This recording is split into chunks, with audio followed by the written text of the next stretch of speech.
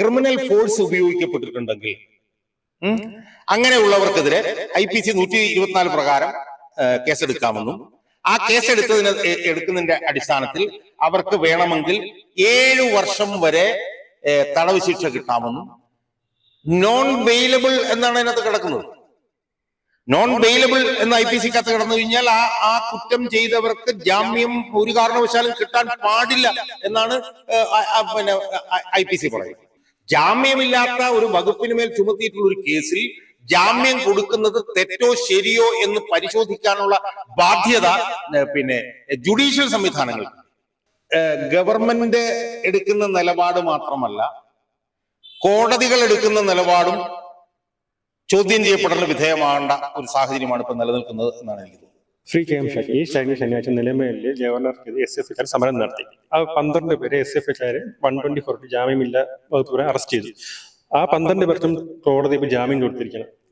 ഇതേ വകുപ്പ് പ്രകാരം കോൺഗ്രസ്സുകാര് 2 ആഴ്ച ജാമ്യത്തിൽ പോവാതെ ജയിലിൽ കിടന്നു. 2 നിയമമാണ് ഇവിടെ. ഇത് വളരെ ഗുരുതരമായിട്ടുള്ള ഒരു സാഹചര്യമാണ് ഇവിടെ നിലനിൽക്കുന്നു എനിക്ക് തോന്നുന്നു. അതായത് ഗവൺമെന്റ് എടുക്കുന്ന നിലപാട് മാത്രമല്ല, കോടതികൾ എടുക്കുന്ന നിലപാടും ചോദ്യം ചെയ്യപ്പെടൽ വിധേയമാകേണ്ട ഒരു സാഹചര്യമാണ് ഇപ്പൊ നിലനിൽക്കുന്നത് എന്നാണ് എനിക്ക് തോന്നുന്നത്. ഇപ്പൊ ഈ കാര്യത്തിൽ നമുക്കറിയാം, 124 എന്ന് പറഞ്ഞ വകുപ്പ് IPC-യിലെ വകുപ്പ് ഇട്ടിട്ടാണ് കേസ്. ആ വകുപ്പ് എന്താ യഥാർത്ഥത്തിൽ പറയുന്നത്? ആ വകുപ്പ് പറയുന്നത് ഗവർണർ, പ്രസിഡന്റ് എന്നിവർക്കുള്ള നിയമപരമായിട്ടുള്ള അവകാശാധികാരങ്ങളെ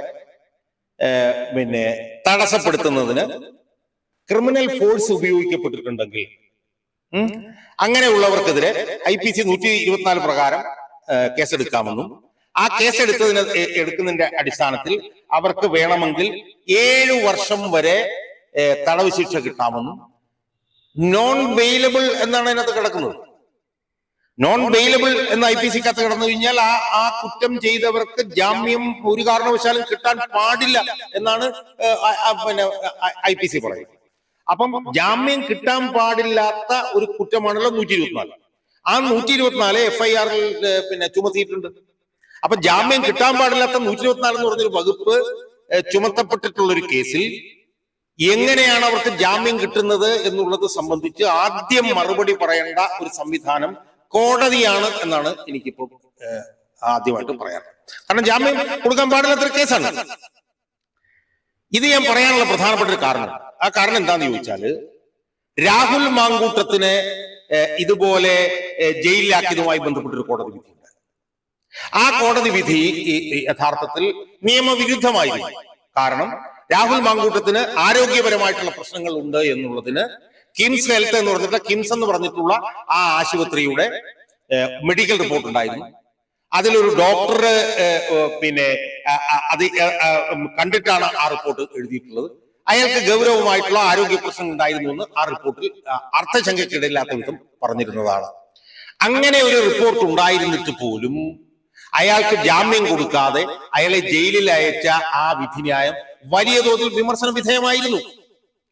എന്നാൽ പിന്നീട് അയാൾക്ക് അടുത്ത കോടതി, മേൽക്കോടതി ചെന്നപ്പോഴത്തേക്കും ജാമ്യം കിട്ടുകയുണ്ടായി. അപ്പൊ അവിടെയും ആ കോടതി വിധി വിമർശന വിധേയമാക്കപ്പെട്ടത്. അതുപോലെ തന്നെ ഈ കേസിലും ഇപ്പൊ എന്താ സംഭവിച്ചിട്ടുള്ളത്? ശനിയാഴ്ചയാണ് ഈ കേസ് എടുത്തിട്ടുള്ളത്. ഞായറും തിങ്കളും കഴിഞ്ഞ് ചൊവ്വയായപ്പോഴത്തേക്ക് ജാമ്യം കിട്ടുകയാണ്. അത് ജാമ്യം കിട്ടുന്നത് എങ്ങനെയാണ്? ജാമ്യം നോൺ ബെയിലബിൾ ആണ് എന്ന് പറയുന്ന ഒരു വകുപ്പുമായി ബന്ധപ്പെട്ടുകൊണ്ടുള്ള അത് ചുമത്തിപ്പെട്ടിട്ടുള്ള ഒരു കേസിലാണ് ജാമ്യം കിട്ടുന്നത്. നമുക്കറിയാം, സർക്കാർ ഇതിനകത്ത് ജാമ്യം കിട്ടാന്നതിന് വേണ്ടിയിട്ടുള്ള കള്ളക്കളി കളിച്ചിട്ടുണ്ടാവും. അത് സ്വാഭാവികമായും ആ കള്ളക്കളി ഗവൺമെന്റ് കളിക്കും. കാരണം വെച്ചാൽ ഭരണകക്ഷിയാണ്, ഭരണ പാർട്ടിയുടെ വിദ്യാർത്ഥി വിഭാഗമാണ്. അതൊക്കെ കൊണ്ട് അവരത് കളിക്കും എന്നുള്ളത് നമുക്കറിയാം. പക്ഷെ അവരത് കളിക്കുമ്പോഴും ജാമ്യമില്ലാത്ത ഒരു വകുപ്പിന് മേൽ ചുമത്തിയിട്ടുള്ള ഒരു കേസിൽ ജാമ്യം കൊടുക്കുന്നത് തെറ്റോ ശരിയോ എന്ന് പരിശോധിക്കാനുള്ള ബാധ്യത ജുഡീഷ്യൽ സംവിധാനങ്ങൾ. ആ സംവിധാനം അത് പാലിച്ചോ എന്നുള്ളത് സംബന്ധിച്ചുള്ള ഗൗരവതരമായിട്ടുള്ള സംശയങ്ങളാണ് ഇവിടെ ഉയർന്നു വന്നിട്ടുള്ളത്.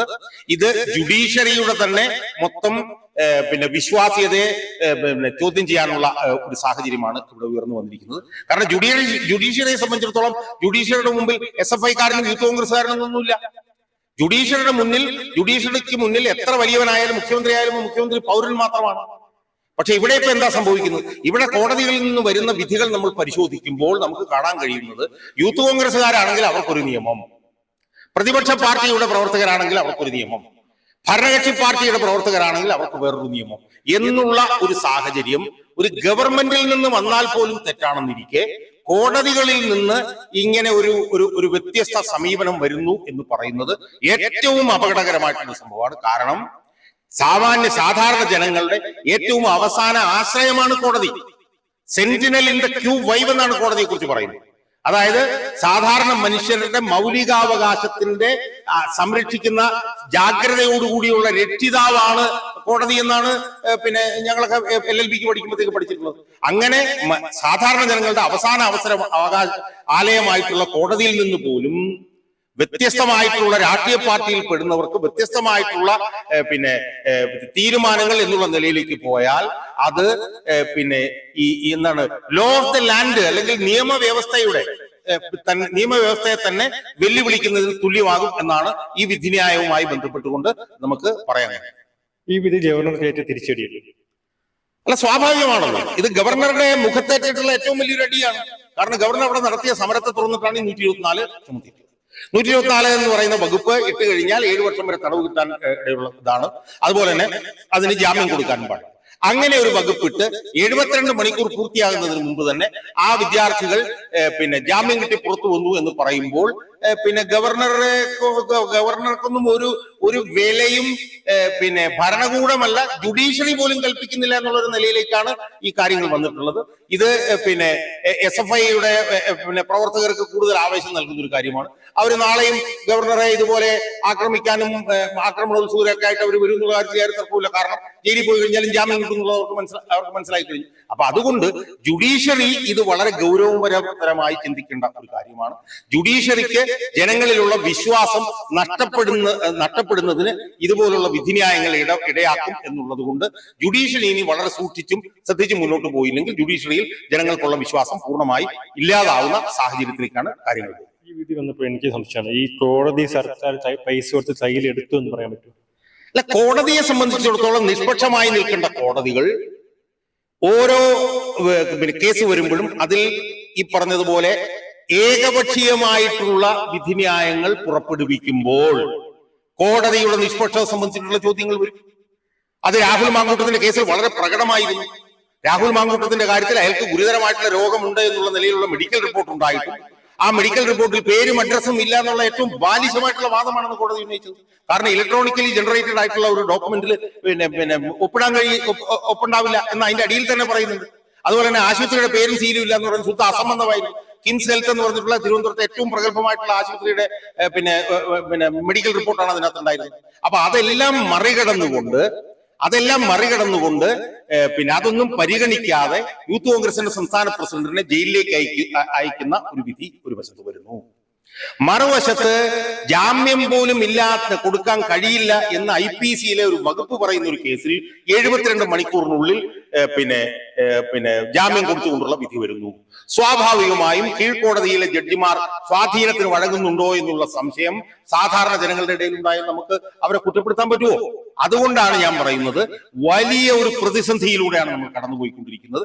ജുഡീഷ്യറിയുടെ നിഷ്പക്ഷത വലിയ തോതിൽ ചോദ്യം ചെയ്യപ്പെടുന്ന ഒരു സാഹചര്യമാണ് ഇന്ന് നമുക്ക് കാണാൻ കഴിയും. അവസാനം ഒരു ചോദ്യം ചോദിക്കുകയാണ്. അത് കേന്ദ്രസേന ഇറക്കുന്നു ഗവർണർ സുരക്ഷയ്ക്ക് വേണ്ടി. SFIക്കാർ സമരത്തിന് പിന്മാറി, പക്ഷെ അത് വീണ്ടും അവർ ജാമ്യത്തിന് പുറത്തിറങ്ങും. അപ്പൊ വീണ്ടും സമരമായി ശക്തിയായി മുന്നോട്ട് വരില്ലേ? അല്ല, അതിന് ആരും സംശയമില്ല. കാരണം എന്താന്ന് വെച്ചാല് 7 വർഷത്തെ തടവ് വരെ കിട്ടാമെന്നും ജാമ്യമില്ല എന്ന് പറയുന്ന ഒരു കുറ്റത്തിന്റെ കാര്യത്തിൽ പോലും കോടതി ചെന്നിട്ട് ജാമ്യം കിട്ടി എന്ന് പറയുമ്പോൾ ഗവർണർ വളരെ സൂക്ഷിക്കുകയും ശ്രദ്ധിക്കുകയും വേണം. ഇത്തരത്തിലുള്ള സമരങ്ങൾ ഇനിയും ഉണ്ടാവും. പിന്നെ അത് അങ്ങനെ ഉണ്ടാവുമെന്ന് ചോദിച്ചു കഴിഞ്ഞാൽ ഉണ്ടാവാതിരിക്കാനുള്ള ഒരു സാധ്യതയും കൂടെ ഉണ്ട് എന്ന് ഞാൻ എന്നെപ്പോലുള്ളൊരു ചിന്തിക്കാൻ കാരണം എന്ന് പറഞ്ഞാൽ CRPFന്റെ മുന്നിലേക്ക് സമരവുമായി ചെല്ലുന്നത് പിണറായിയുടെ പോലീസിന് മുന്നിൽ സമരവുമായി ചെല്ലുന്നത് പോലെ ആയിരിക്കില്ല. നിലമേലെ കുട്ടികൾ പിടിച്ച ബാനറിന്റെ കീഴിൽ ബാനർ തണലായിട്ടാണ് പോലീസ് ഉപയോഗിച്ചതെങ്കിൽ CRPFകാർ അങ്ങനെ ആയിരിക്കില്ല ഉപയോഗിക്കുന്നത്. CRPFകാരുടെ കയ്യിൽ നിന്ന് നല പോലെയുള്ള അടി SFIയുടെ പിള്ളേർക്ക് കിട്ടാൻ സാധ്യതയുള്ളത് കൊണ്ട് ഇങ്ങനെ ജാമ്യം കിട്ടിയെങ്കിൽ പോലും ഈ CRPFകാരുടെ മുന്നിലേക്ക് SFIക്കാർ പിള്ളേര് പഴയ പോലെ പിന്നെ ചാടി വീണ് അടി മേടിക്കാനും കൈയും കാലും ഓടിയാനും തയ്യാറാകും എന്ന് ഞാൻ വിശ്വസിക്കുന്നു.